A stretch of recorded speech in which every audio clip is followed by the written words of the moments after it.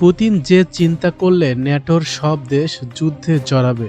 বিশ্বের বৃহত্তম সামরিক জোট ন্যাটোর সেক্রেটারি জেনারেল জেন্স স্টোলটেনবার্গ বলেছেন, ইউক্রেনে রাশিয়াকে জিততে দেয়া যাবে না।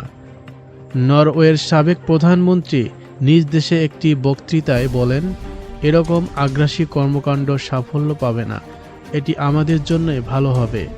এরপর রাশিয়ার প্রেসিডেন্ট ভ্লাদিমির পুতিনকে হুঁশিয়ারি দিয়েছেন ন্যাটোর সেক্রেটারি জেনারেল।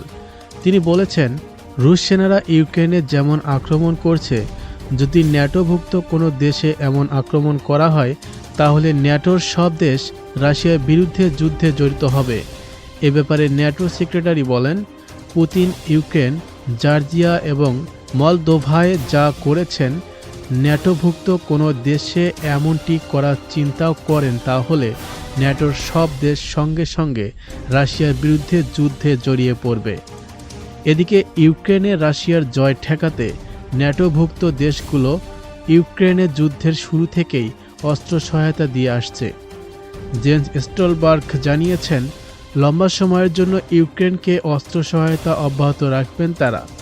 সূত্র আল জাজিরা। দর্শক, এই ছিল এখনকার মতো সর্বশেষ আপডেট সংবাদ। পরবর্তী আপডেট পেতে আমাদের চ্যানেলটি এখনই সাবস্ক্রাইব করুন। ধন্যবাদ।